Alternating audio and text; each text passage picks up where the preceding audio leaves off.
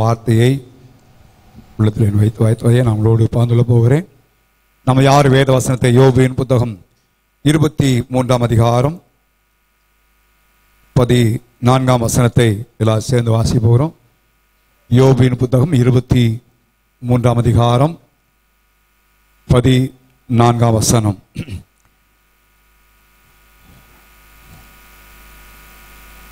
எல்லாம் சேர்ந்து வாசிக்கலாம். யோபு 23:14 சேர்ந்து வாசிப்போம். எனக்கு குறித்திருக்கிறதை அவர் நிறைவேற்றுவார், இப்படிப்பட்டவைகள் இன்னும் அநேகம் அவரிடத்தில் உண்டு. இந்த ஒரு வசனத்திலே பல்வேறு காரியங்கள் சொல்லப்படுகிறது. யோபு சொன்ன ஒரு வார்த்தையாக நம்ம இந்த பகுதியை பார்க்க முடியும். இந்த காலையில் இந்த வசனத்தின் குறித்திருக்கிறதை நிறைவேற்றுகிற கர்த்தர் என்கிற அந்த ஒரு பகுதியை இந்த காலவெளியிலே நான் உங்களோடு பகிர்ந்துள்ளபடியாக நான் விரும்புகிறேன். எனக்கு அவர் குறித்திருக்கிறதை, ஒவ்வொருடைய வாழ்க்கையிலும் தேவன் சில காரியங்களை குறித்திருக்கிறார். இதை செய்ய வேண்டும், இப்படி உள்ள உயர்த்த வேண்டும், ஆசீர்வதிக்க வேண்டும், பாதுகாக்க வேண்டும், நன்மையானவர்களை கட்டிட வேண்டும் என்று தேவன் அதை குறித்து வைத்திருக்கிறார். அதை அவரே நிறைவேற்றுவார். அல்லேலூயா. காலங்கள் மாறலாம், சூழ்நிலைகள் மாறலாம், எல்லாம் மாறி போகலாம். எல்லாம் மாறினாலும் தேவன் அதை நிறைவேற்றுகிற கர்த்தர். அதை யோபின் புத்தகத்திலே தெளிவாக நம்ம பார்க்க முடியும். அதை கர்த்தரே நிறைவேற்றுகிறவர். எப்படிப்பட்ட காரியங்கள் வந்தாலும் அவர் நிறைவேற்றி முடிப்பார் என்பதில் எந்த விதமான சந்தேகமில்லை. அவே இந்த காலத்திலே தேவன் குறித்த காரியங்கள் என்ன, எப்படி ஆண்டவர் குறித்தார், எப்படி நிறைவேற்றினார் என்பதை பழைய ஏற்பாட்டின் நாம் எல்லாம் அறிந்திருக்கிற சம்பவத்தின் மூலமாக இந்த கோணத்திலே நான் சுட்டிக்காட்டி தேவன் எப்படியாக குறித்திருக்கிறதை நிறைவேற்றுகிறார் என்பதை குறித்து சில சம்பவத்தின் மூலமாக நான் அதை விளக்கும்படியாக நான் விரும்புகிறேன். கடந்த நாட்டில் இதை குறித்து திரும்ப திரும்ப சிந்தையிலே ஓடிக்கொண்டே இருந்தது. ஆண்டவர் எப்படிப்பட்ட காரியங்களை ஒவ்வொருடைய வாழ்க்கையிலும் குறித்திருந்தார், அதை எப்படி நிறைவேற்றினார். காலங்கள் வித்தியாசமாய் மாறினது, மனிதர்கள் மாறினார்கள், எல்லாம் மாற்றமடைந்தது. ஆனால் தேவன் அவர் குறித்த காரியத்தை அவர் மாற்றவே இல்லை, அது அப்படியே நிறைவேற்றினார் என்பதை சில பரிசுத்தவானுடைய வாழ்க்கையிலிருந்து நம்ம வேதத்தில் பார்க்கிறோம். வேதத்தை அடிப்படையாக கொண்டு நான் பார்த்து நான் சொல்ல அதுக்கு பிறகு அவர் நிறைவேற்றுகிற மெத்தட், நிறைவேற்றுகிற வழிமுறைகள் என்ன என்பதை குறித்தும் நான் சொல்லும்படியாக நான் விரும்புகிறேன். ஆபிரகாமை தேவன் முன்குறித்தபடியிலே பிராஸ்பரிட்டி, ஆசீர்வாதத்திற்கென்றே அவனை முன்குறித்ததை நான் பார்க்க முடியும். ஒவ்வொருடைய வாழ்க்கையிலும் ஒவ்வொரு காரியத்தை நான் சுட்டிக்காட்டும்படியாக நான் விரும்புகிறேன். கடந்த நாட்களில் இந்த வார்த்தையை தியானித்தபடியிலே ஆண்டவர் என் உள்ளத்தில் வைத்த இந்த பகுதியை தான் உங்களோடு நான் பகிர்ந்து கொள்ளும்படியாக விரும்புகிறேன். பிராஸ்பரிட்டி, ஆசீர்வாதத்திற்கென்றே தேவன் ஆபிரகாமை முன்குறித்தார். ஆதியாகம புத்தகம் 12ஆம் அதிகாரம் 2ஆம் வசனத்தை வாசிங்கள். ஆதியாகம புத்தகம் 12ஆம் அதிகாரம் 2ஆம் வசனம்.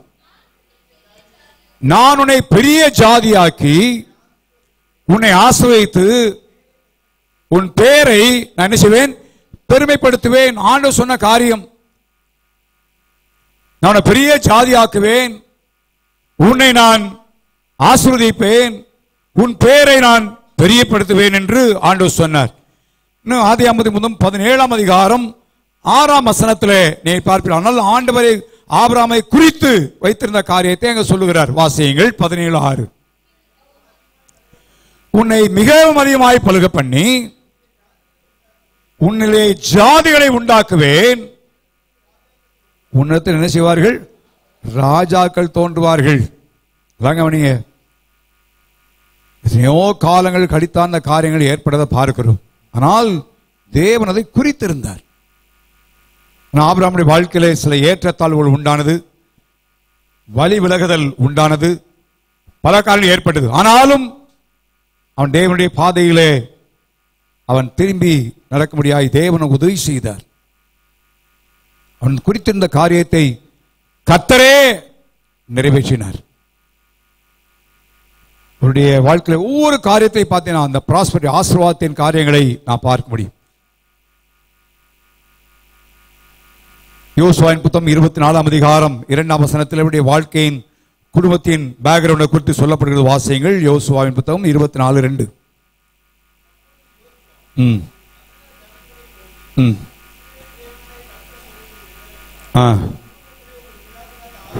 பூர்வத்திலே உங்கள் பிதாவாகிய ஆபிரகாமுக்கும்,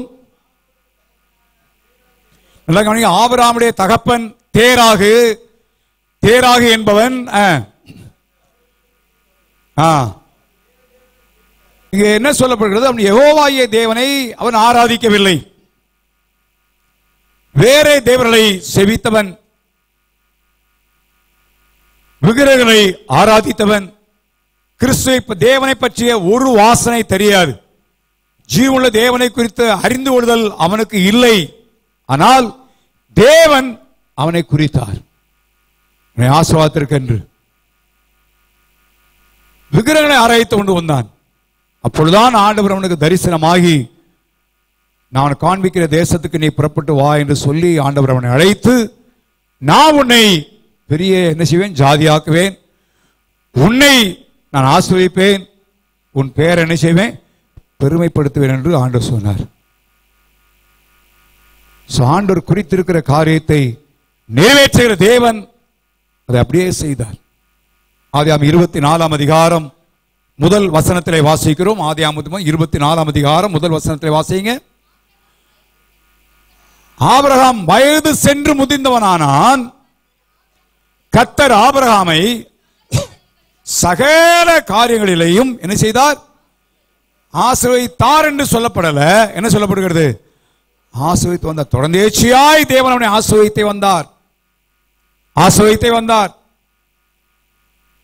இன்னைக்கு நாம் எல்லாரும் ஆபிரகாமின் சந்ததி என்று சொல்லப்படுகிற அளவிற்கு தேவன் ஒரு பெரிய இனத்தை அவன் மூலமாய் உருவாக்கினார்.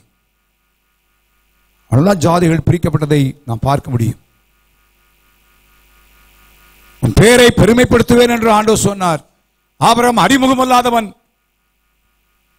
ஊர் என்கிற கல்தேயருடைய பட்டணத்திலே அவன் வாழ்ந்தவன், பிரசித்தி இல்லாத ஒரு மனிதன். ஆனால் ஆண்டவர் சொன்னாரு, நான் அவனை ஆசீர்வதித்து உன் பேர் என்ன செய்ய போறேன்? பெருமைப்படுத்த போகிறேன். ஆண்டவர் எதை குறித்தாரோ அதை அவரே நிறைவேற்றுவார். ஹல்லேலூயா, ஹல்லேலூயா. இந்த கால்வழியிலே இதை நம்ம உள்ளத்தின் ஆழத்தில் பதித்து வைத்துக் கொள்ள வேண்டும்.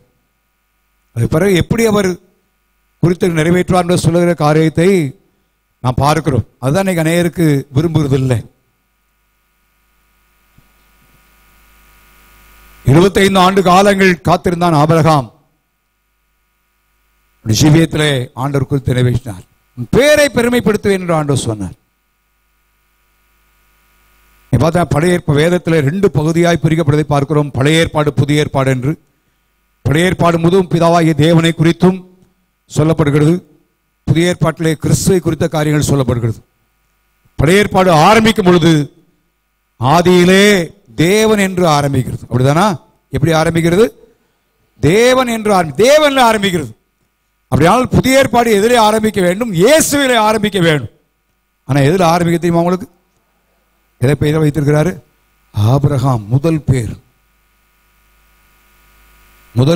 புதிய ஏற்பாடு ஆரம்பிக்கும் பொழுது ஆண்டவர் சொன்னாரு, உன் பெயர் என்ன செய்வேன்? பெருமைப்படுத்துவேன். சாதாரண காரியம் அல்ல. அது மாத்திரமல்ல, நம்முடைய முற்பிதாக்கள் ஜெபிக்கும் பொழுது எப்படி ஜெபித்தார்கள்? எங்கள் ஆபிரகாமின் தேவனே. பழைய ஏற்பாட்டில் பல மனிதரை குறித்து இயேசு சொல்லலை. புதிய ஏற்பாட்டில் ஆபிரகாமை குறித்து பல முறை ஆண்டவர் சுட்டி காட்டியிருக்கிறார்.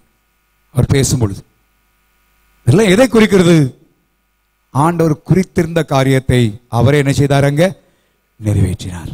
அப்ப நம்முடைய வாழ்க்கையிலும் தேவன் எதை குறித்திருக்கிறாரோ அதை அவரே என்ன செய்வாராங்க? நிறைவேற்றுவார்.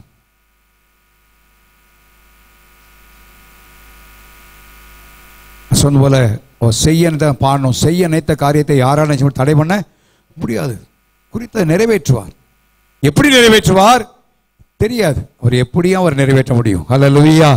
எந்த விதத்திலும் அவர் நிறைவேற்றுவார். இன்னைக்கு பல நேரங்களில் நம் மெத்தட்ஸ், வழிகளை நாம் பற்றி கொள்கிறோம். ஒரு காரியம் செய்யும் பொழுது அது நடந்துச்சு, அதனால இந்த முறை அப்படியே என்ன செய்வோம், செய்து பார்ப்போம். அப்படி இல்லை. ஆண்டுடைய வழிகள் நம்முடைய வழிகள் அல்ல. நம்முடைய நினைவுகளை பார்க்கலும் தேவனுடைய நினைவுகள்லாம் எப்படி இருக்கிறதா, மேலானதா இருக்கிறது. ஆண்டவர் ப்ராஸ்பரிட்டி ஆசீர்வாதத்திற்கென்று ஆபிரகாமை கர்த்தர் முன்குறித்தார். அவனை கர்த்தர் நினைச்சு அப்படியே ஆசீர்வதித்தார். இரண்டாவது நீங்க பார்த்தீங்கன்னா யாக்கோபை குறித்து நாம் பார்க்கிறோம். 28ஆம் அதிகாரம் 15ஆம் வசனத்தில் ஆண்டவர் அவனுக்கு குறித்து இந்த காரியம் ஒரு ப்ரொடெக்ஷன், ஒரு பாதுகாப்பை தேவன் அவனுக்கு முன்குறித்தார். உங்களுக்கு தெரியும், ஏசாவுடைய ஆசீர்வாதங்களை ஏமாற்றி எடுத்துக்கொண்டான். நான் கடந்த வார்த்தை சொன்னது போல நாம் எதை செய்கிறோமோ அதே நமக்கு என்ன செய்யணும், செய்யப்படும் என்று சொன்னேன். ஏமாற்றி எடுத்துக்கொண்டு தன்னந்தனியாய் நல்லா கவனிங்க, ஏசாவாது காட்டில் போய் வேட்டையாடி மிருகங்களை கொண்டு வருவேன். இந்த யாக்கோபு அம்மா பக்கத்தில் இருக்கிறவன், எப்பொழுதும் வீட்டிலே இருக்கிறவன். ஆனால் இப்போ என்ன நிலைமை உண்டாயிடுச்சு, தன் தாய் தகப்பன் எல்லாவற்றையும் பிரிந்து செல்லக்கூடிய ஒரு நிலம் உண்டாயிடுச்சு. படுத்தும் பொழுதுதான் 15ஆம் அதிகாரத்தில் அவனுக்குள்ள பயங்கரமான திகில். என்ன நடக்கும், எப்படி இருக்கும், என்ன சூழ்நிலை என்று தெரியாது. ஆனால் ஆண்டவர் அவனுக்கு சொன்ன ஒரு காரியத்தை வாசிக்கிறோம். ஆதியாகம புத்தகத்தில் 28ஆம் அதிகாரம் 14ஆம் வசனத்தை வாசிப்போம். நான் உன்னோட இருந்து உன்னை நான் என்ன செய்வேன்னு சொல்கிறாரு, ப்ரொடெக்ஷன், காத்துக்கொள்வேன். அவனுக்கு ஒரு பெரிய பயம்தான், என்ன நடக்க போகுது எப்படின்னு தெரியாது. ஆனால் தேவன் அவனை முன்குறித்து சொன்ன காரியம் இல்லை, யாக்கோபே நீ பயப்படாத, நீ போகிற இடத்துல உன்னை நான் காத்து திரும்ப இந்த தேசத்துக்கு நான் கொண்டு வருவேன்னு சொல்லி ஆண்டவர் சொன்னார். யாக்கோபு சென்ற இடம் லாபானுடைய வீடு என்று தெரியும். அங்க பல கஷ்டங்களுக்கு உள்ளாக்கப்பட்டான். ஆண்டவர் எப்படி காத்தார், அவன் அதை குறித்து சொல்லும் பொழுது அவன் 2 காரியங்களை அவன் சொல்லுகிறான். இந்த சம்பவம் நம்ம நமக்கு தெரிஞ்ச நான் சம்பவத்தை சொல்ல விரும்பல. ஆண்டவர் அவனை பெருக பண்ணினார். எல்லாவற்றையும் தன் மாமன் ஆடுக்கு மயிர் கத்திரிக்க போயிருக்கிற வேளையிலே எல்லாவற்றையும் திரட்டி கூட்டி கொண்டு வந்து விட்டான். அப்பொழுது லாபான் பின்தொடர்ந்து விடுகிறான், தன்னுடைய பிள்ளைகளோடு பின்தொடர்ந்து விடுகிறான். அப்பொழுது ஆண்டவர் ஒன்று இடைவிடுகிறார். இந்த லாபான் சொல்லுகிற வார்த்தை வாசி 31ஆம் அதிகாரம் 29ஆம் வசனத்தை வாசிங்க.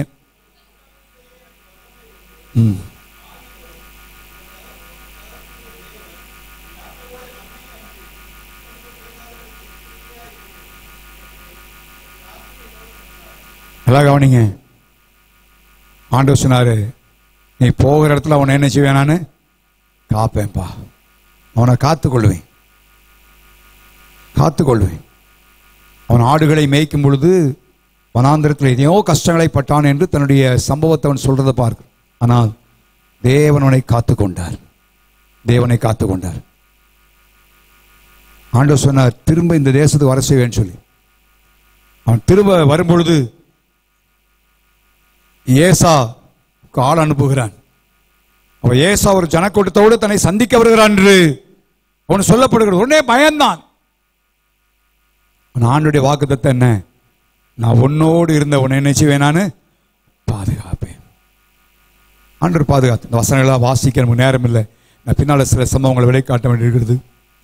ஆண்டவர் காத்தார். இந்த காலவெளியிலே அன்பியான தேவனுடைய பிள்ளைகளே, நமக்கு குறித்திருக்கிறதை அவரே நிறைவேற்றுவார். ஹல்லேலூயா. இந்த காலவெளியில் இந்த வார்த்தை யோபுவுக்கு மாத்திரமல்ல, நம்முடைய ஒவ்வொருடைய வாழ்க்கையிலும் அது எழுதப்படட்டும், இருதயத்தின் ஆழத்தில் எழுதப்படட்டும். எனக்கு குறித்திருக்கிறதை தேவன் நிறைவேற்றுவார். யோசேப்பின் வாழ்க்கையிலே தேவன் குறித்திருந்த காரியத்தை சொப்பனத்தின் மூலமாய் விளக்கினதை நாம் ஆதியாகம புத்தகம் 37ஆம் வசனத்திலே நாம் வாசிக்கிறோம். தேவன் குறித்திருந்த, அவனை குறித்திருந்த காரியத்தை அவனுக்கு தரிசனத்தின் மூலமாய் சொப்பனத்தின் மூலமாய் காட்டினார். இங்கே இருக்கிற ஒவ்வொருவரையாவது தேவன் சும்மா இருக்கிறத, ஒவ்வொருவரை குறித்தும் தேவன் ஒரு காரியத்தை குறித்து வைத்திருக்கிறார். அது தேவன் நிறைவேற்ற முடியும், அவரே நிறைவேற்ற முடியாது விரும்புகிறார்.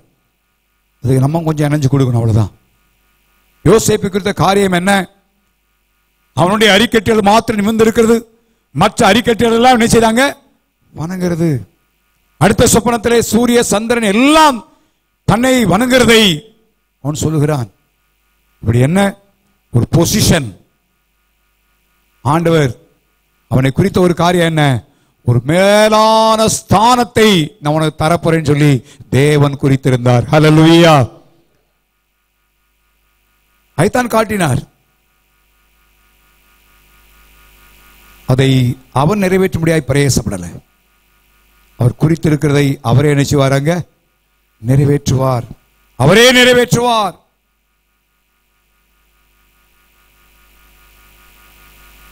நீங்க வேதத்தில் வாசிங்க. அதுக்கு படந்த சம்பவங்களை நான் பின்னால சுட்டி காட்ட விரும்புறதுனால சொல்ல. எல்லாரும் கடிந்து கொண்டார்கள், வெறுத்தார்கள். தாய் தகப்பனுடனே கடிந்து கொண்டதை பார்க்கிறோம். நீங்கள் மேல் துரைத்தனம் பண்ணுவாயோ? அல்லது அவன் ஆடுகளை சகோதரன் மேய்க்கும் பொழுது ஒரு சொன்னால் சொப்பனக்காரன் வருகிறான், இவன் என்ன செஞ்சிருவோம்? ஒழிச்சிருவோம். நடந்த காரியம் என்ன நமக்கு தெரியும். ஆதியாகமம் புத்தகம் 42 சூழ்நிலையை கர்த்தர் மாற்றினார். எகிப்துக்கு அதிபதியா யோசேப்பை நிறுத்தினார். 42 அதிகாரம் 6 வசனத்தை வாசிங்க.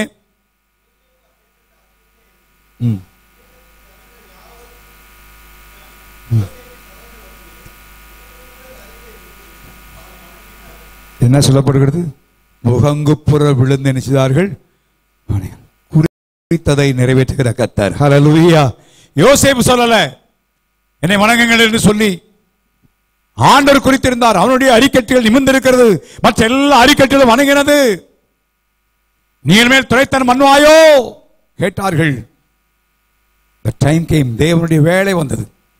குறித்திருக்கிறதை நிறைவேற்றுகிற கர்த்தர், குறித்திருக்கிறதை சரியாய் செய்கிற கர்த்தர். முகங்குப்புற விழுந்தார். ஒரு முறை அல்ல. அடுத்து நீங்க வாசிங்கன்னா 43 அதிகாரம் 26 வசனம்.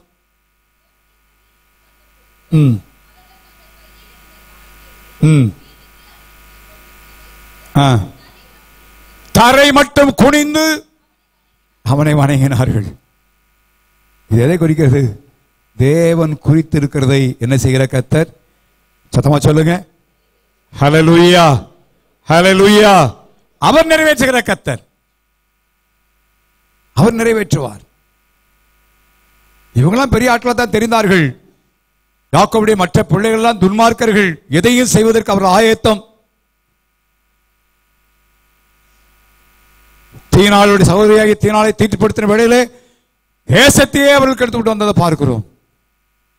முடியும், எதை செய்ய முடியும். ஆனால் தேவன் குறித்திருக்கிற காரியத்தை யாரும் தடை செய்து நிறுத்த முடியாது. ஹல்லேலூயா! எந்த விதத்தில் ஆகும். ஆகவே இந்த காலவெளியிலே எந்த சூழ்நிலை இருந்தாலும் அறிந்து கொள்ளுங்கள், நானும் நீங்களும் தேவனால் முன்குறிக்கப்பட்டிருக்கிறோம். தற்செயலாக யாரும் இல்லை. தேவன் நம்மை குறித்து உலக தோற்றத்துக்கு முன்னாலேயே தேவன் என்னை உன்னை தெரிந்து கொண்டிருக்கிறார். எதற்காக? சும்மா அல்ல. God has a plan and purpose. தேவன் ஒவ்வொருவரை குறித்தும் ஒரு திட்டத்தையும் தீர்மானத்தையும் தேவன் வைத்திருக்கிறார். அதுக்கு நம்ம இணைந்து கொள்ள வேண்டும். அதை இணைந்திருக்கோம், அதை நிறைவேற்றுவார். அதுக்காகத்தான் ஜெபம் பண்ணுங்க, பைபிள் வாசிங்க, தேவனை தேடுங்கள், கர்த்தருக்குரிய காரியங்களை எடுங்கண்ணா. எதற்காக? தேவன் உங்களை குறித்த காரியத்தை நிறைவேற்ற வேண்டும். நீங்க பிரயாசப்படுறதல்ல. பிரயாசம் வேணும், சோம்பேறியா இருக்கக்கூடாது, அதெல்லாம் அவசியம். ஆனால் தேவன் நிறைவேற்றாத பட்சத்தில் நம்மளால ஒன்றும் செய்ய முடியாது. தேவனை நிறைவுக்குள்ள கொண்டு வந்தார். தேவனை கொண்டு வந்தார். 44 அதிகாரம் 14 வசனத்தை வாசிப்போம்.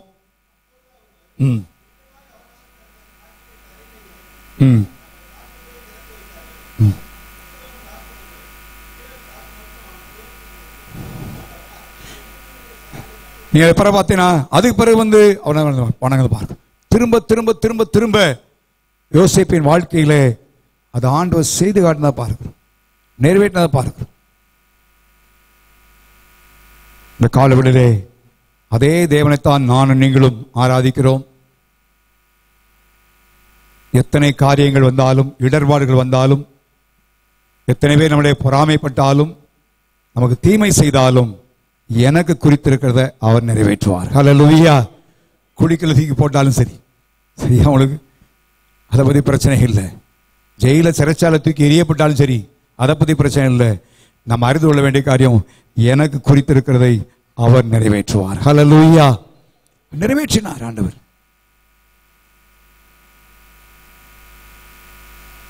அது மாத்திரமல்ல, தாவீதுடைய வாழ்க்கையிலே நீங்கள் பார்ப்பீரானால் ஆடுகளை மேய்த்துக் கொண்டிருக்கிறான். சவுலைத்தான் கர்த்தர் ராஜாவாக அவனை தெரிந்து கொண்டார். என்ன ஆச்சரியமான காரியம்! கழுதையே தேடிப்போன் அவன். நான் சொன்னேன், ஆண்டவர் ஆபிரகாமை ஆசீர்வதிக்கும்போது சொன்னார், ராஜாக்கள் உன்னிடத்தில் என்ன செய்வார்கள்? தோன்றுவார்கள். மோசேக்கு ஆண்டவர் சொல்லும் பொழுது தேசத்திலே ராஜா ஏற்பட்டால் என்னென்ன செய்ய வேண்டும் என்ற திட்டத்தெல்லாம் தேவன் கொடுத்தார். அப்ப ராஜாவை கொடுப்பது தேவ சித்தம். ஆனால் இஸ்ரவேல் ஜனங்கள் மற்ற பிரஜாதிகளுக்குள்ள இருக்கிறது போல எங்களுக்கு ராஜா வேணும் கேட்டாங்க. அதான் அவர் கோபம் போயிடுச்சு.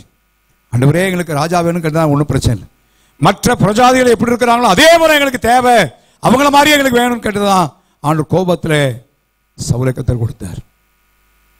ஆனால் அவன் தேவனுடைய வார்த்தைக்கு அவன் கீழ்ப்படியாத பட்சத்தில் ஆண்டவர் 1 சாமுவேல் புத்தகம் 13ஆம் அதிகாரம் 14ஆம் வசனத்தை வாசிங்க. 13ஆம் அதிகாரம் 14ஆம் வசனம்.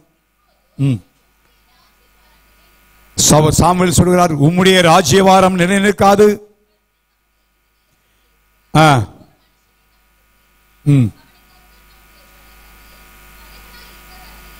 பாத்தீங்களா? கட்டளையிட்டார், கட்டளையிட்டார். தேவன் முன்குறித்திருக்கிறார், குறித்து விட்டார். யாரை குறித்து விட்டார்? தாவீதை உள்ள குறிச்சிருக்கிறார் ஆண்டவர். தேவன் முன்னாலே எந்த காரியம் இல்லை, தெரியாது. இவர் கீழ்ப்படியாத பட்சத்தில் தன் இருதயத்துக்கு ஏற்ற ஒருவனை தேடி ஆண்டவர் முன்குறித்தார். எங்க இருக்கிற ஆடு மேய்ச்சிட்டு இருக்கிற 1 சாமுவேல் புத்தகம் 16ஆம் அதிகாரத்தில் வாசிங்க. 1 சாமுவேல் புத்தகம் 16ஆம் அதிகாரம் முதல் வசனம்.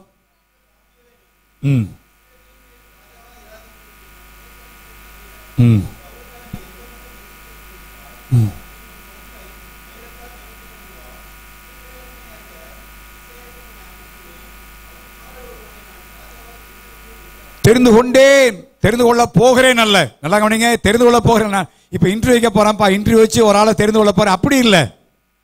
ஆல்ரெடி ஏற்கனவே நான் என்ன செய்யிட்டேன்? தெரிந்து கொண்டேன். பார்த்தீங்களா? ஆண்டவர் முன்குறித்துட்டார், தாவீதை முன்குறித்து விட்டார். அந்த தாவீதுடைய வாழ்க்கை நிலைமை நமக்கு தெரியும். ஆண்டவர் அவனை கொண்டு போன விதங்களை நீ பார்த்து ஆச்சரியமா இருக்கு. சவுலுக்கு அசுத்தாய் பிடிக்க சுரமனதை வாசிப்பை தேர்ல ஒருவனை தேடி நான் ஒத்தனை ஈசாயின் குமாரன் ஒருவனை கண்டிருக்கிறேன், அவனை தேடி கொண்டு வந்தான்.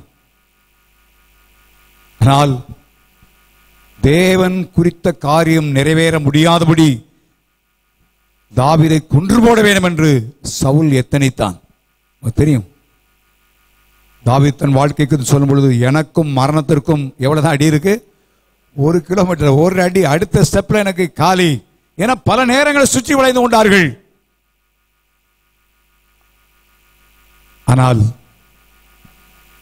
சவுல் அவனை விரட்டி வெடித்து அடித்தாலும், ஒருவனை கொல்வதற்கு தன் சேனை முழுவதும் கொண்டு போனாலும், எத்தனையோ பிளான் பண்ணான்.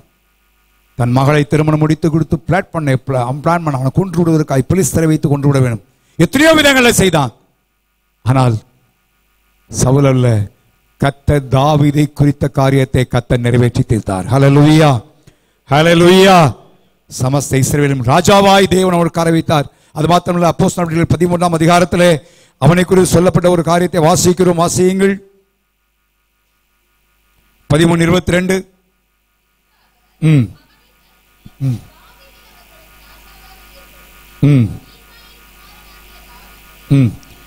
என் இருதயத்திற்கு எப்படிப்பட்டவனாய் கண்டேன். முதல்ல சாமுவேல் சொல்லுகிறார், சவுலை ராஜாவாய் புறக்கணி தள்ளும் பொழுது ஆண்டவர் ஏற்கனவே ஒருத்தரை கட்டளையிட்டு இருக்கிறாரப்பா. இருதயத்துக்கு ஏற்ற ஆண்டவர் முன்குறித்த காரியத்தை அப்படியே சொல்றதா பார்க்கிறோம். தாவீதின் இருதயத்திற்கு ஏற்றவனாய் கண்டேன், ஏற்றவனாய் கண்டேன். இந்த காலவெளியிலே அந்த ஆண்டவத்தை ஆராதிக்கிறோம். இந்த தாவீது குறித்து சங்கீதம் 78 வாசிக்கிறோம். 78 வாசிங்க. 78 2 வசனத்தை வாசிங்க. 70, 71 எப்படிப்பட்ட நிலைமையில இருந்தவனை கர்த்தர் குறித்ததனால எப்படி நிறைவேற்றினார் வாசிப்போம்.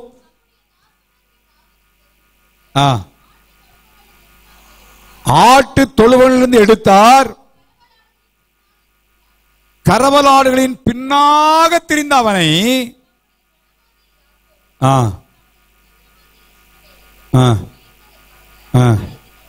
நான் சொன்னேன் அங்க 1 சாமுவேல் 14 வாசம் சாமுவேலை அனுப்புகிறார் ஈசாயின் வீட்டிற்கு. ஒருவனை நான் என்ன செய்தேன்? தெரிந்து கொண்டேன். சாமுவேல் தீர்க்கதரிசி மூத்தவனை பார்க்கும் பொழுது நல்லா இருக்கிற தோற்றங்கள், ராஜ தோரணை இருக்கிறது. ஓ, கர்த்தரால் அபிஷேகம் இவனாக்கும். ஆண்டவர் சொன்னார், இல்லப்பா, நீ பார்க்கிற வருமா நான் நினைச்ச மாட்டேன், பார்க்க மாட்டேன். எலியாப் அனுப்பி சும்மா, அவ்வளவுதான். எங்கேயோ ஒருத்தன் ஆடுகளை மேய்ச்சிக்கிட்டு இருக்கிறவன், அவனை கர்த்தர் குறித்தார். அவர் குறித்த காரியத்தை நிறைவேற்றுகிற கர்த்தர் நம்முடைய வாழ்க்கையில குறித்த காரியம் நிறைவேற்ற. இன்னும் வேதத்தில் பல காரியம் இருக்கு. இன்னும் ஒரு மனித மத்தியில் சொல்லி நான் அப்படியே ஆண்டவர் குறித்த விதத்தை நிறைவேற்றுகிற காரியங்களை குறித்து நான் சுட்டி காட்ட முடியாது விரும்புகிறேன். நம்ம அறிந்து கொள்ள வேணும். ஏன்னா என்ன நினைக்கிறோம், எல்லாம் இன்ஸ்டன்ட், எல்லாம் உடனே கொண்டே என்ன செய்து கிடைக்கிற மாதிரி கிடைச்சா நினைக்கணும். இல்லை, காட்ஸ் மெத்தட். அதற்கு நம்ம ஒப்பு கொடுக்க வேண்டும், நம்மை ஆண்டவருக்கு அர்ப்பணிக்க வேண்டும். தேவன் குறித்த காரியங்கள் நம்முடைய வாழ்க்கையில் நிறைவேற்றப்பட கர்த்தரை விடாப்படியாக பற்றி கொள்ளும் பொழுது ஒவ்வொருவரை குறித்து தேவன் ஒரு பெருத்தத்தை வைத்திருக்கிறார். வாசிக்கிறோம், நம்மை குறித்த நினைவுகள் தீமைக்கானவைகள் அல்ல, அவைகள் நன்மைக்கு ஏதுவைகளாய் கர்த்தர் வைத்திருக்கிறார். ஹல்லேலூயா. ஒவ்வொரு பெற்றோருடைய பிள்ளைகள் மேலான இடத்துக்கு வரணும்னு விரும்புகிறோம். அதை காட்டிலும் வேதம் சொல்லும் நம்ம எல்லாம் பொல்லாத பெற்றோர் என்று எழுதப்படுகிறது. நம்முடைய ஆண்டவர் நம்மை காட்டிலும் நம்ம மேன்மையடை பண்ணும்படியாக விரும்புகிறார். அதைத்தான் குறித்து வைத்திருக்கிறார். புதிய ஏற்பாட்டில் நான் பவுலுடைய வாழ்க்கையை சுட்டி காட்ட விரும்புகிறேன். நீங்க எல்லாம் முன்னால பார்த்தோம், ப்ராஸ்பரிட்டியை பார்த்தோம், ப்ரொடெக்ஷனை பார்த்தோம். ஆண்டவர் பல ஆசீர்வாதமான காரியங்களை, பொசிஷன், மேலான ஸ்தானத்தை முன்குறித்தாரெல்லாம் பார்த்தோம். ஆனா பவுலை முன்குறித்தது அதுக்கு இல்லை, ஃபார் பெர்சிக்யூஷன், உபத்திரவப்படுவதற்காகவே கர்த்தர் அவனை என்ன செய்தாருங்க? முன்குறித்தார். ரொம்ப ஆச்சரியமான காரியம். ஆபிரகாமை கூப்பிடும்போது ஆண்டவர் அழைத்தார். உன்னை ஆசிரியத்து பெரிய ஜாதியை, பெரிய பேரப்ப, உண்மைதான். யாக்கோபோடு கூட சேர நான் உன் கூட இருப்பேன், உன்னை திரும்ப பத்திரமா கொண்டு வருவேன். ரைட்டு. தாவீதை பத்தி சொன்னார், நீ இதயத்துக்கு ஏற்றவனை தெரிந்து கொண்டவனை நியமிப்பேன் சொன்னார். உண்மைதான். யோசேப்பை எல்லாம் வணங்குறது போல காட்டினார், முன்குறித்தார், உண்மை. ஆனா புதிய ஏற்பாட்டில் பவுலுக்கு அப்படி அல்ல. அப்போஸ்தலர்கள் 9ஆம் அதிகாரத்தில் நீங்கள் பார்ப்பீரானால் வாசிக்கிறோம். அந்த அந்த சம்பவத்தில் எல்லாம் தெரியும். அனனியாவிடத்தில் ஆண்டவர் பேச, அனனியா பயப்படுகிறான்.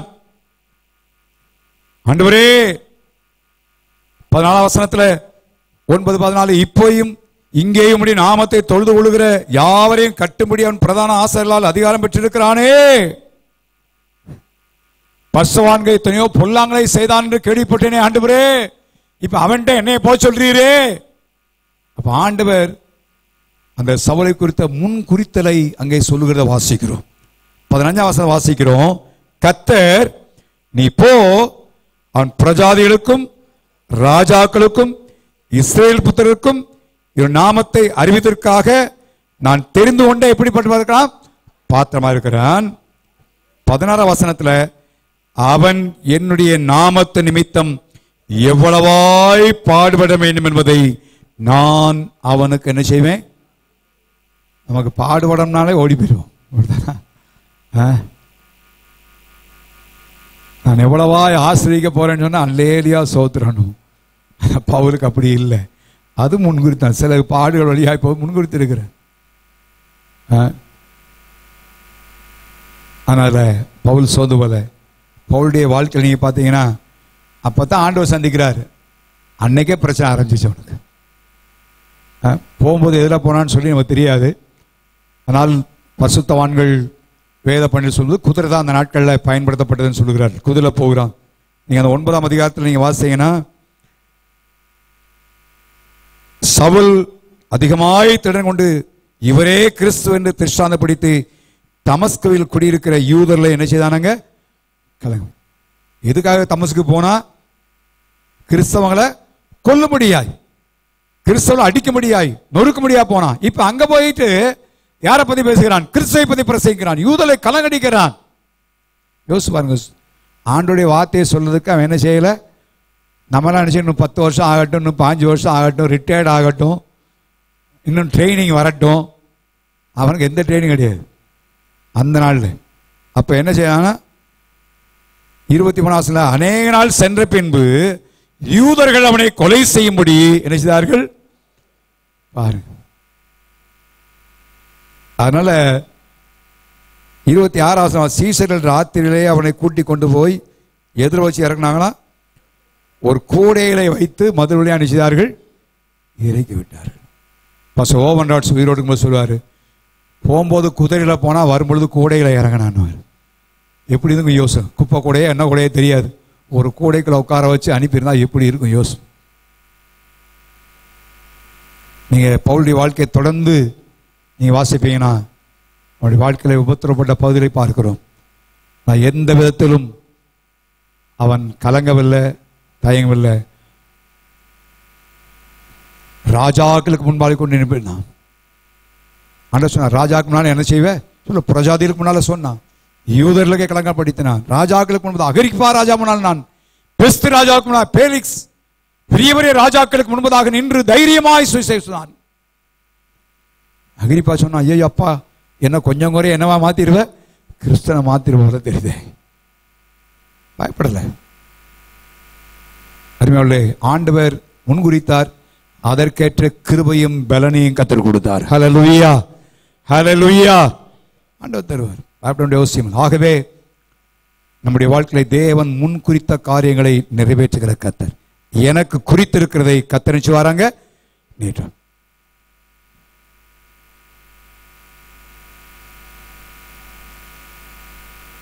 ஆண்டவர் குறித்த காரியங்களை எப்படி நிறைவேற்றுகிற விதத்தை குறித்து பல உதாரணங்கள், 2 உதாரணங்களை நான் சொல்ல விரும்புகிறேன். பழைய ஏற்பாட்டின் ஒரு உதாரணத்தையும் புதிய ஏற்பாட்டில் இயேசு கிறிஸ்துவின் வாழ்க்கையிலிருந்தும் ஒரு காரியத்தை சுட்டி காட்டி முடிக்க விரும்புகிறேன். நான் சொன்னேன், நம்முடைய வழிகள் ஆண்டோடைய வழிகள் அல்ல. நம்முடைய யோசனை அப்படி இல்லை. நம்ம யோசனைலாம் நடந்தால் நல்லா நினைக்கணும் இல்லை. தேவன் குறித்திருக்கிறதை நிறைவேற்றுவதற்காக சில நேரங்கள் வித்தியாசமான பாதைகள் வழியாக கத்த நடத்துகிறார். ஆதியாகமம் 14 அதிகாரத்திலே ஆண்டவர் ஆபிரகாமுக்கு பிள்ளையே பிறக்கல, ஆனா சந்ததியை குறித்த காரியத்தை குறித்து சொன்னார். பிள்ளை பிறக்கல, 14 அதிகாரத்தில் உன் சந்ததியார் தங்கள் அல்லாத அந்நிய தேசத்தில் என்ன செய்வார்கள், அங்கே இருப்பார்கள், 400 வருஷம் உபத்திரப்படுவார்கள். அவள் உபத்திரப்பட்ட பின்பு மிகுந்த பொருட்களோடு அவர் என்ன செய்வேன் நான் கொண்டு வரேன். ஆபிரகாம் பிள்ளை இருந்துச்சா? இல்லை. எவ்வளோ காலத்து காரியத்தான குறி எப்படி பிளான்டு, எப்பதை குறித்து வைத்திருக்கான்னு பாருங்கள். இத்தனை ஆண்டுகளுக்கு முன்னாலே குறித்து வைத்தான் போய் பாருங்கள். ஆண்டவர் எப்படி அதை நிறைவேற்றுகிறார் ப்ராசஸ் நீங்க பார்த்தீங்கன்னா ரொம்ப ஆச்சரியமாக இருக்கும். எல்லாரும் கானான் தேசத்தில் ஆண்டுகிறார்கள். இப்ப எல்லாரும் அந்நிய தேசத்துக்கு என்ன செய்யணும், கொண்டு போகப்பட வேண்டும். 105 சங்கீதம் 16 வசனத்தை வாசிங்க. 16, 17.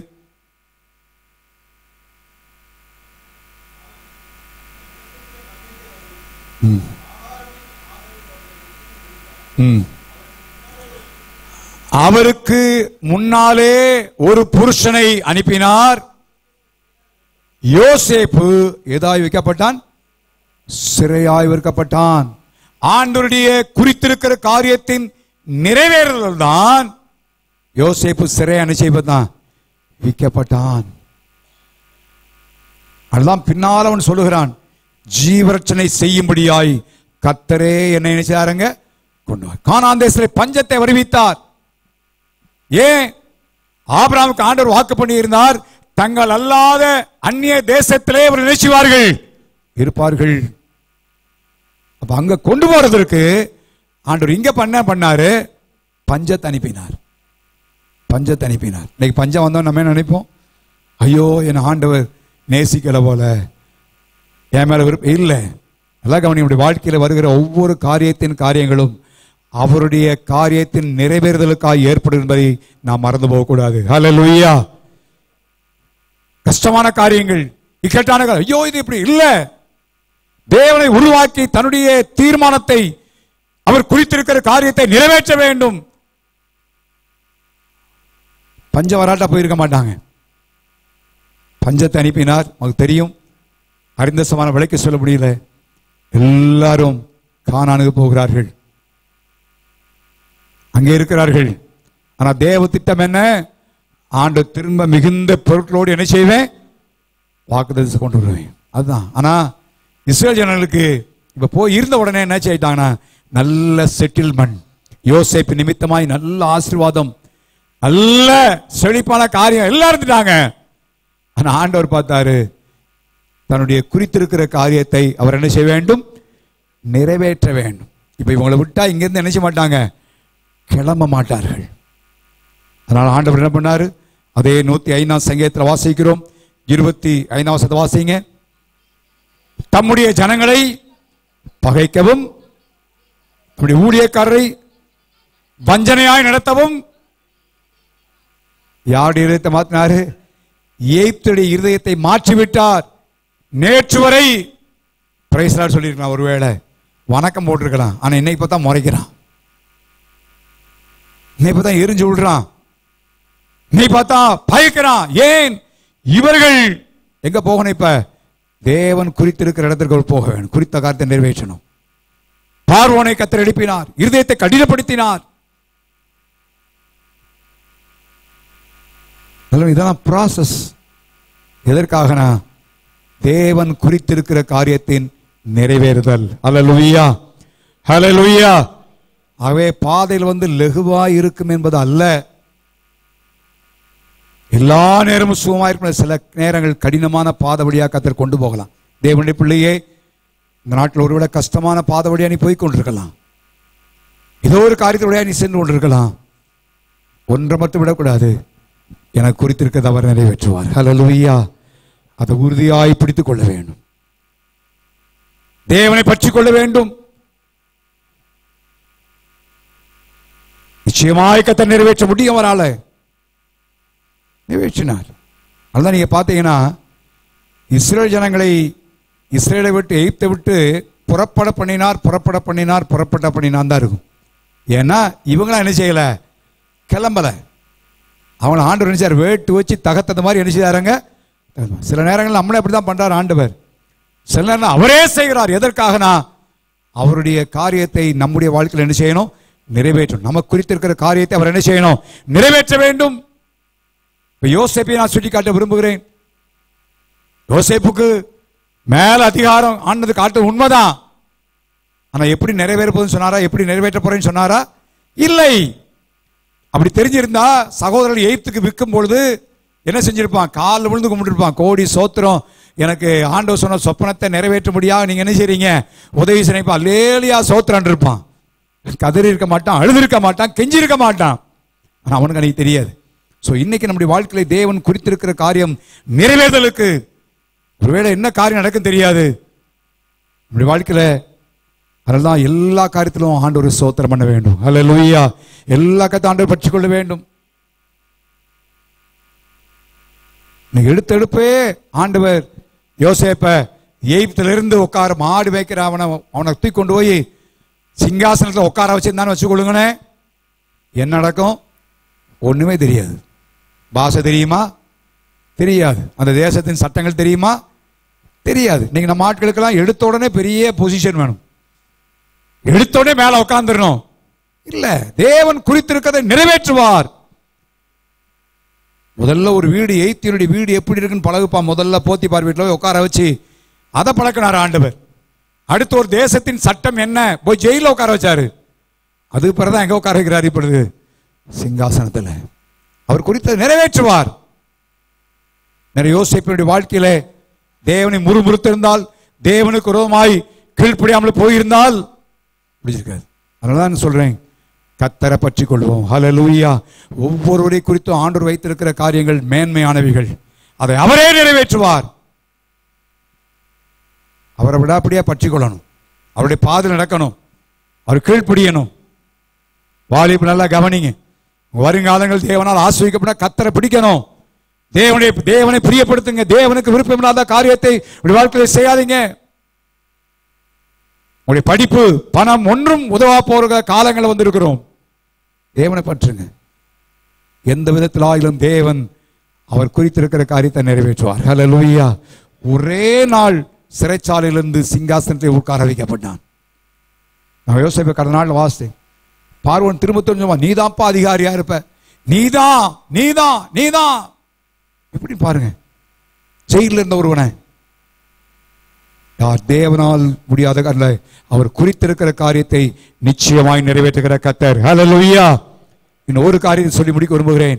மீகாவின் புத்தகம் 5ஆம் அதிகாரம் 2ஆம் வசனத்திலே ஆண்டவர் இயேசு கிறிஸ்துவின் பிறப்பை குறித்து கிட்டத்தட்ட 600 ஆண்டுகளுக்கு முன்பாக தீர்க்கதரிசனமாய் சொல்லப்பட்ட ஒரு வார்த்தையை வாசிக்கிறோம். மீகாவின் புத்தகம் 5ஆம் அதிகாரம் 2ஆம் வசனத்தை வாசிங்க பார்ப்போம்.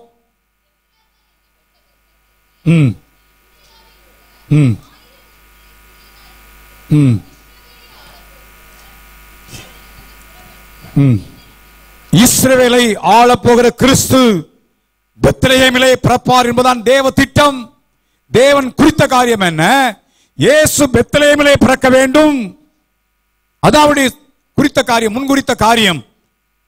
ஆனால் இப்ப நீங்க பைபிளை வாசித்து வந்தா, இப்ப நான் லூக்கா 2ஆம் அதிகாரத்துக்கு வந்துடுறேன், சம்பவத்துக்கு காரியத்துக்கு வந்துடுறேன். இப்ப லூக்கா 2ஆம் அதிகாரத்திலே அவர்கள் திருமணம் முடித்து நாசரேத் என்கிற ஊரிலே இருக்கிறார்கள். நாசரேத்தில் இருக்கிறார்கள். நாசரேத்திற்கும் பெத்லகேமுக்கும் கிட்டத்தட்ட 80 முதல் 90 மைல் சொல்லுகிறார்கள்.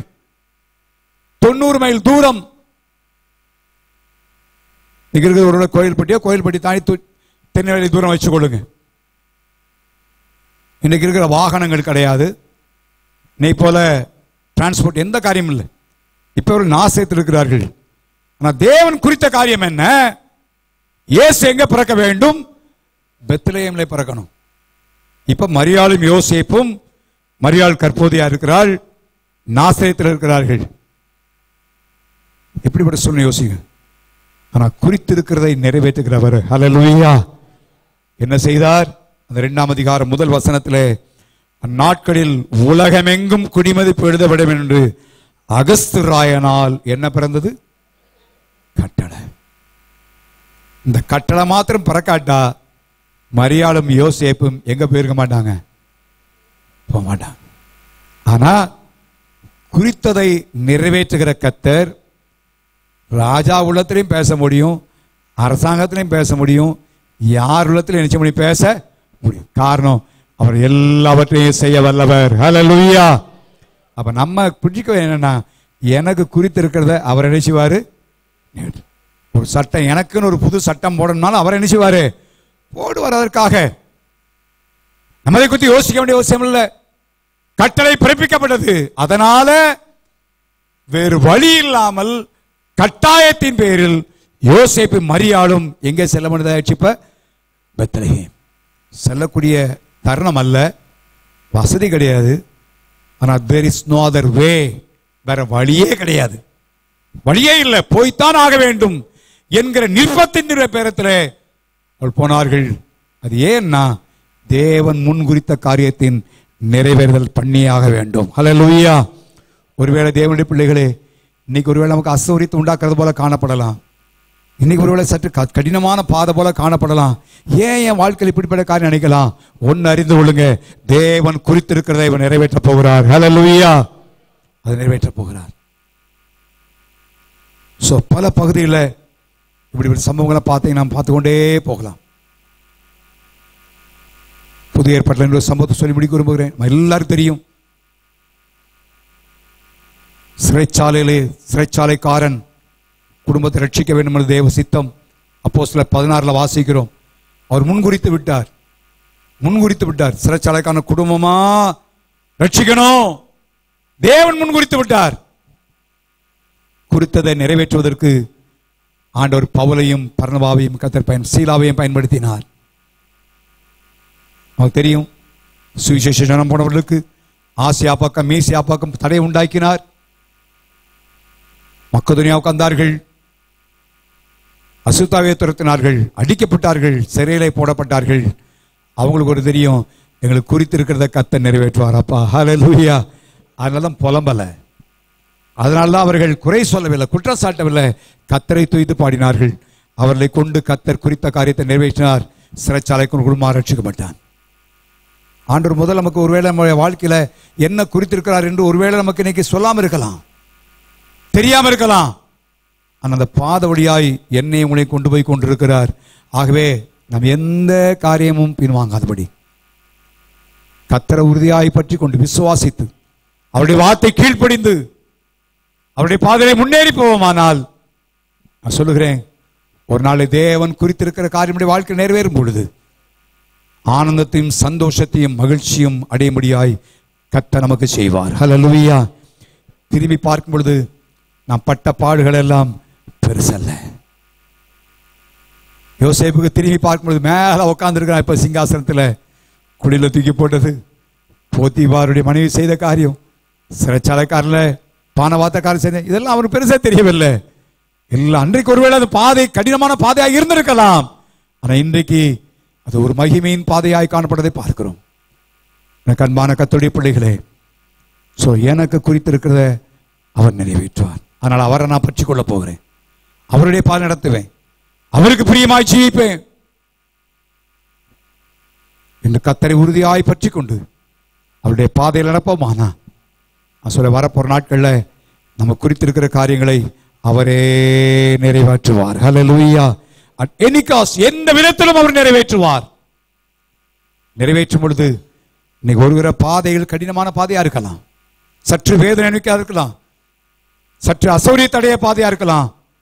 ஆனால் ஒரு நாள் நாம் அந்த இடத்துக்கு செல்லும் பொழுது நாம் ஆனந்த களிப்புள்ளவர்களாக தேவனுடைய ஆசீர்வாதத்தையும் நன்மையும் அடைவர்களாக நம்முடைய வாழ்க்கையில காணப்படுவோம். அதை எண்ணி தேவனை பற்றி கொள்வோம். எனக்கு குறித்திருக்கிறதை அவர் நிறைவேற்றினார் விசுவாசத்தோடு நம்முடைய ஆவிக்குரிய பாதையில் முன்னேறுவோம். கர்த்தர் உதவி செய்வாராக. நம்ம எல்லாரும் ஜெபம் பண்ணலாமா? ஹல்லேலூயா. Thank you Lord. ஸ்தோத்திரம் ஆண்டவரே. Thank you Lord. ஸ்தோத்திரம். நானும் நீங்களும் உலக தோற்றத்துக்கு முன்னாலேயே நாம் முன்குறிக்கப்பட்டிருக்கிறோம். தேவனுடைய பிள்ளையே, அந்த யோசேப்புக்கு ஆண்டவர் சொன்ன காரியத்தை முன்குறித்து காட்டிட்டார், தரிசனத்து மூலமாக காட்டினார். ஆனா இன்னைக்கு அதை நம்ம காணல, காதுல கேட்கல. ஆனா கர்த்தர் ஏதோ காரியங்களை செய்து வைத்திருக்கிறார். எங்கெங்கயோ இருந்த எங்களை, எப்படி எப்படியோ இருந்த நம்ம, ஏதோ ஸ்தலத்தை எங்கேயோ இருந்தோம், ஆண்டவர் நம்மை தெரிந்து கொண்டிருக்கிறார். நீங்க ஒருவேளை ஆசிரியப்பட்ட நிலைமையில் இருக்கலாம். இல்லை, தேவன் குறித்ததை நிறைவேற்றுவதன் பாதையில் என்னை உங்களையும் கொண்டு போய் கொண்டிருக்கிறார். கால் விசுவாசி ஆண்டவரே, எனக்கு இந்த ஒரு மேன்மையான காரியத்தை குறித்து வைத்திருக்கிறப்பா. தாவீது சொல்கிறான், என்னை மேன்மையான சந்ததியின் மகனாயினை பார்த்தீர் ஆண்டவரேன்னு சொல்கிறான். நான் என்ன பார்க்கும்போது சாதாரணமா இருக்கு, ஆனா நீங்க பார்த்தது வேற ஆண்டவரே. ஒருவேளை இன்னைக்கு உங்களை பார்க்கும் பொழுது படிப்பறிவில்லாதவர்களாக, ஞானம் உள்ளவர்களாக, பலவீனம் உள்ளவர்களாக இல்லை. தேவனுடைய பிள்ளையே, யோசேப்பை பார்க்கும்பொழுது குற்றவாளியாய் பார்த்தார்கள், வேறு விதமா பார்த்திருக்கலாம். தகப்பன் தாவீதை பார்க்கும் பொழுது ஆடு மேய்க்கிறவனாய் மாத்திரமானவை பார்த்தான். இந்த காலவெளியிலே என்னை ஒளியும் வேறு விதமாய் கர்த்தர் பார்க்கிறவர் நிலைமை. அவர் ரத்தத்தினால கழுவப்பட்டு சொந்த பிள்ளைகளாய் முன்குறிக்கப்பட்டிருக்கிறோம். ஏதோ ஒரு காரியத்தை தேவன் குறித்து வைத்திருக்கிறார். அவைகள் நன்மைக்கானவைகள். அதை கர்த்தர் நிறைவேற்றுவார், நிறைவேற்றுவார்.